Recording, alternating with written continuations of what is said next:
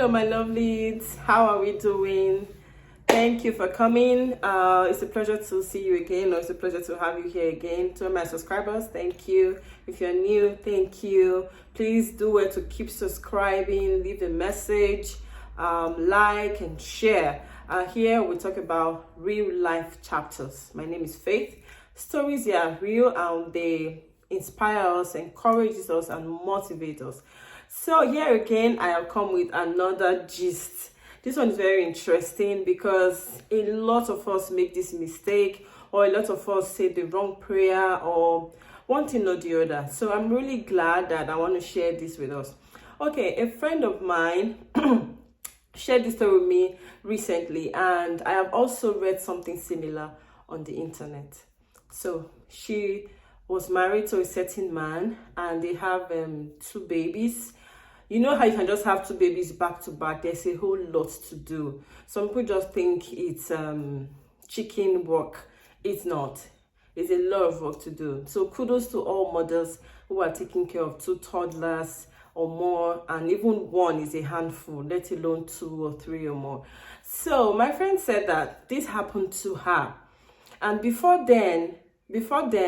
she got married, she always used to pray that she doesn't have, because of the stories I've heard, she doesn't want a mother-in-law or a father-in-law, even sisters-in-law. She doesn't mind a spouse that have all brothers, you know. So sometimes we just laugh about it and say it doesn't really matter. When you pray to God to give you a spouse, be rest assured that it will be a full package, you know, complete package. So we'll laugh about it. So fast forward to when she got married. So she said there was this certain time, every time she have to do all the house chores and everything, and when her husband comes back and still sees some things undone, he will complain, why is this here, why is this there, why is this not done? And of course she will still get his food ready. She does all of that. So sometimes their fight in the house is, what about the things I did? Didn't she see them? What about the things I did? It's only the things I didn't do you're complaining about. You know, so most of the time they have a fight and argument and all that.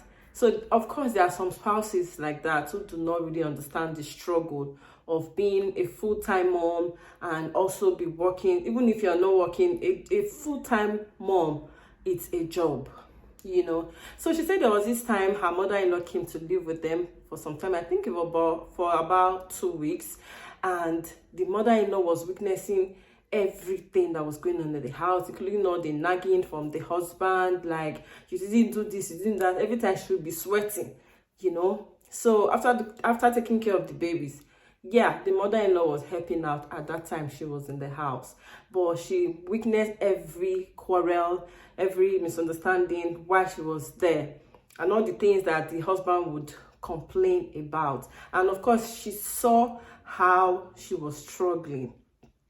These are the things that lead to some women's depression, you know, because there's a lot of things to do. Some women do not just want to be at home and doing chores alone. They want to go outside to work. They need a social life. They need to socialize. They need to be among people, not just all the time doing one thing or the other at home. If it's not washing plates, it's your cooking, or you're bathing the baby, you're dressing this one, you're changing a diaper, before you can even think about yourself, the whole day is gone. So after the mother-in-law left, she surprisingly, the husband called her and told her one day that my mother wants to see you. You know, my mother said you will come and spend the weekend at hers to help her do something. So I'll be looking after the children for that weekend. So she said, she was like, okay, no problem. It's her mother-in-law anyway. She has made up her mind, like, whatever my mother-in-law says, I'm going to respect her. I'm going to give her my love like my mom and everything, not even knowing what was in stock for her. So she said the weekend came, she packed her bags and she left to her mother-in-law's place. So when they got there, day 1 passed, day 2 passed, and the husband was already calling like, mama, when is my wife coming? And the mother-in-law told him that, don't worry, I'm not sure what I'm doing. She's still helping me. There are some things I really need help for. So the son was like, okay, well, these children, they are really getting on me. I can't take it anymore. It was already getting on him. They're cooking, feeding the babies, changing their diapers, bathing them, putting them to sleep, and all of that. Day 3, he called the mom when he didn't see the wife. The mother said, oh, please, I'm still going to need 2 more days. Please, my son, just do this for me. I don't ask for help like this all the time. And the son was like, he was already boiling. All the heat, all the tension was already coming out from his body. All the shouts of the children were getting to him already. So the mother-in-law told the girl that, you know what, take your time, relax, whatever you want to eat, stretch your legs on the bed, wake up when you like. In fact, do you like to go to the spa? Let's go out together. They drove around town, they went out, they had some good relaxation time, they had fun moments. The mother-in-law told the girl, her daughter-in-law, that I saw the way my son was treating you. I saw you struggling to do all the work, and your husband will still come and shout and nag and everything. I am not that kind of woman. You need some time out of the house. Let him feel what you're feeling. Let him go through what you've been going through in the house, trying to make sure everything is okay, everything is intact, and still have time for him. So let him enjoy all that time now too, because 2 of you own those children. 2 of you are running the family. So one person should not be bringing one person down, or one person should not be taking the bullet. Fabene, or fine, you're the one taking care of the house, maybe financially at that time, because the children are still small, she cannot go to work. So you need to take it easy on your wife. So that was when the daughter-in-law understood what was going on.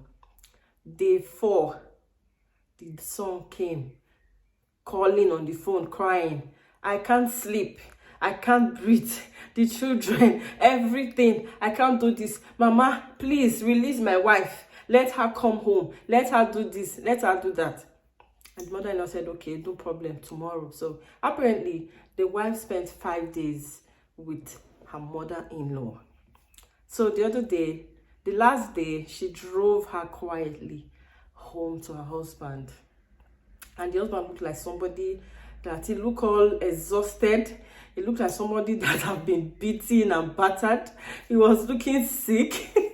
He couldn't take all the tension, the pressure. When you are doing one thing, another baby's asking for another thing, they need attention all the time. Why they are a blessing? The time to nurture them is a sacrifice. You can't leave it for one person alone. So you must understand with the woman at that point in time. So when the mother came and the son was like, what exactly did my wife come to help you do? And the mother was like, she didn't come to do anything. I just needed her to come and relax, because you were stressing the life out of her. You were killing her silently, unknown to you. Do you think it's easy to do house chores and then children and then you?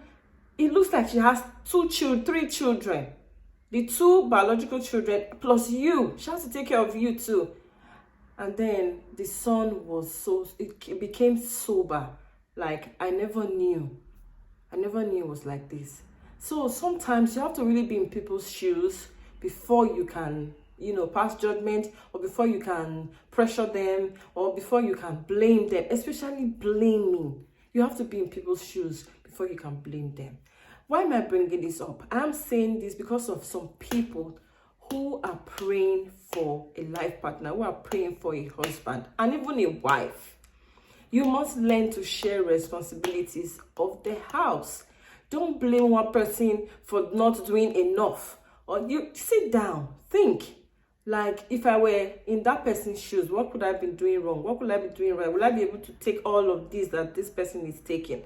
Sometimes, most of us, we are praying that, usually some women, I have heard some women saying they don't want their mother-in-law to be alive before they get married. What if, and now, up to now, you are not married? What if God is actually answering your prayers?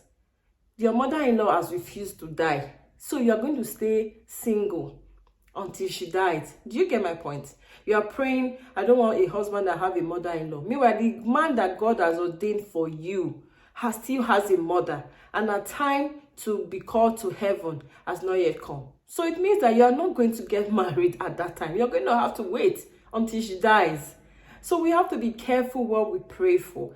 There are still some good people out there. Believe in humanity. Still believe in love. Believe in good people. Believe in God above all. A life partner is what you shouldn't just sort. You should sort for yourself alone. You have to seek God's face to help you sort for a partner. When God helps you, you have no regret. Like I said earlier, it will be a complete package. God will settle you fully by the time you depend on him.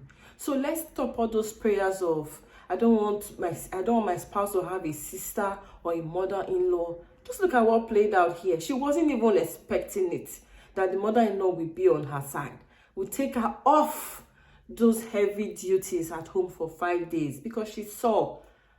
Imagine if she has prayed a prayer that she didn't want to have a mother-in-law. She will not experience that love. She will not get to know that there are still some good people out there. Mind you, this is a real life story. So I just want to urge us to remain positive, to have positive vibes always. Don't pray those kind of prayers. Let's be mindful. You never know the kind of prayer that God has answered in your life. So thank you very much. I hope you find this very, very insightful. I did. I'm going to keep on the right side. I'm going to keep thinking positively. I'm going to mind the kind of prayers that I pray. Some things just have side effects that we did not know about. Thank you for your time. Please leave a comment on the comment section if you have a similar experience or you've heard about this before. Let's talk about it in the comment section. I love you. Have a very, very wonderful week. Thank you for watching. Ciao.